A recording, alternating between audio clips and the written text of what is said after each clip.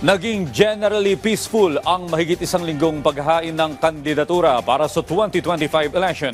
Sinabi naman ng COMELEC na sa Nobyembre ay inaasahang ilalabas na ang pinal na listahan ng mga kandidato para sa halalan.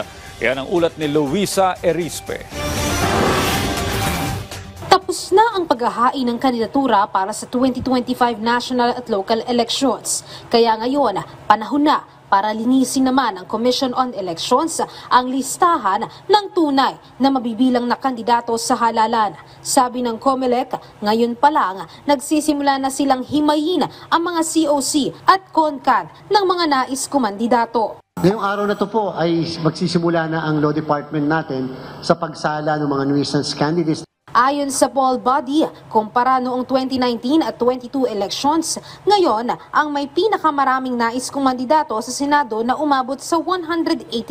Pero may pangako naman ang COMELEC, hindi komot independent at walang partido, nuisance candidate na agad. Hindi rin sila babase sa yaman ng tao na kumakandidato, kundi sa kagustuhan nitong magserbisyo. We should not easily po jump to the conclusion ay nuisance yan. Ay, panggulo lang yan. Not because wala po silang pangalan o maaaring lagi na lang silang tumatakbo o baka naman first time lang na tumatakbo. Hindi po yun ang indikasyon ng pagiging nuisance candidate. To me, it's really more seriousness to serve and hold public office.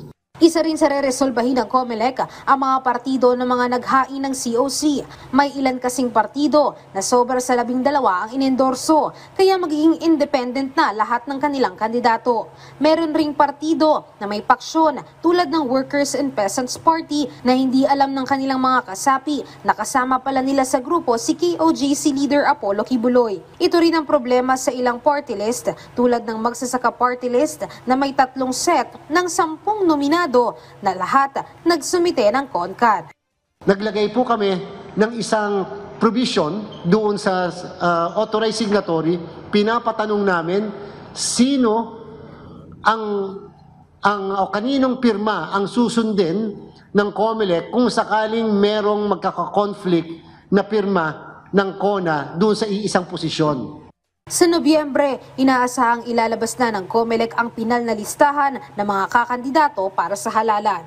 Samantala, naging matagumpay naman ang 8 araw ng COC filing na nasa 43,033 ang kabuoang bilang ng naghain ng kandidatura.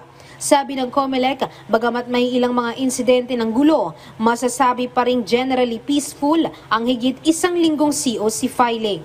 One incident is not a reflection of the entire country. Kumbaga sa kabuuan, maliit yan na ikukumpara sa malaki.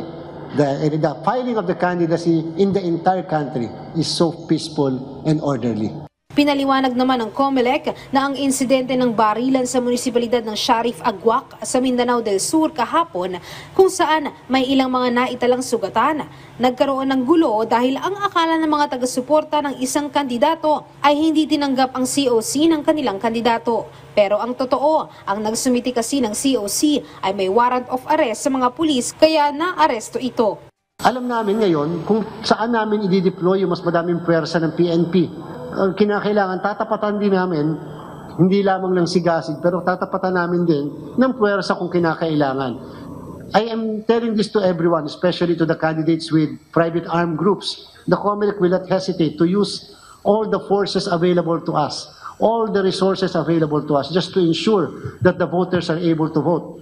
May isa pa namang insidente na inisnatch ang COC ng nais kumandidato sa Himamaylan City sa Negros Occidental. Pero nakapagsumite pa rin umano ito ng bagong COC. Hindi naman sinabi ng COMELEC na idideklara ng areas of concern ang mga nasabing lugar. Pero tututukan na nila ito habang papalapit na ang halalan. Luisa Erispe para sa Pambansang TV sa Bagong Pilipinas.